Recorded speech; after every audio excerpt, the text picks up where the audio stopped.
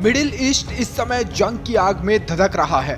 Israel एक तरफ दक्षिणी लेबनान की सीमाओं में घुसकर हिजबुल्लाह के ठिकानों पर हमले कर रहा है, तो इसी बीच ईरान के सर्वोच्च नेता अयातुल्ला अली खामेनेई ने दुनिया के सामने खुली चेतावनी दे दी है। ये चेतावनी भी छोटी मोटी नहीं है, सीधी अमेरिका को चेतावनी दी गई है। इजराइल पर बैलिस्टिक मिसाइलों से हमले के बाद पहली बार खामेनेई सार्वजनिक सभा में पहुंचे। अपने संबोधन में उन्होंने दुनिया के मुसलमानों से एकजुट होने की अपील की। खामेनेई ने कहा कि दुश्मन के मंसूबे पस्त होंगे, अब इजराइल को हम मिटा कर रहेंगे।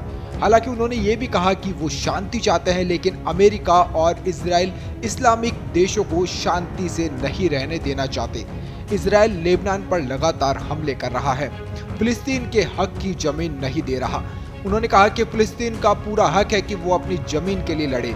ईरान लेबनान और फिलिस्तीन के साथ है। उन्होंने सीधे तौर पर अमेरिका को भी चुनौती दे दी है। आपको बता दें, ईरान के तेहरान में जामा मस्जिद की जुम्मे की नमाज में उन्होंने इस जंग पर बयान दिया है। नमाज के दौरान करीब 30 लाख ईरानी लोग वहां पर मौजूद रहे और खामेनेई को समर्थन दिया है। खामेनेई ने कहा कि अमेरिका मुसलमानों की ताकत दिखा रहा है, तो इसका जवाब जरूर देंगे। इजराइल का साथ देना अमेरिका को भारी पड़ेगा।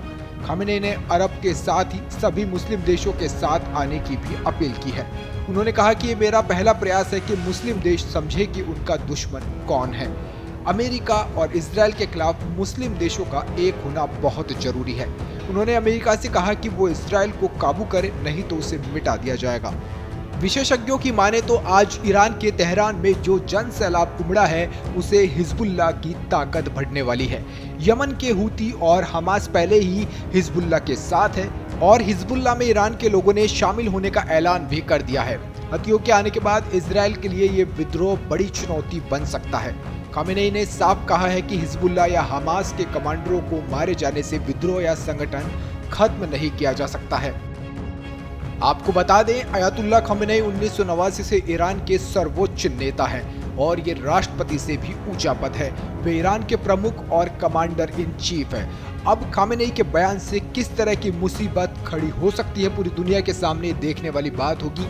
वैसे उन्होंने सीधी अमेरिका को भी चेतावनी दे दी है। अभी तक अमेरिका की तरफ से कोई भी बयान सामने नहीं आया है, लेकिन माना जा रहा है कि जल्द ही बयान भी आ सकता है, क्योंकि ईरान और इजराइल की तरफ से अब जंग के आसार नजर आने लगे हैं।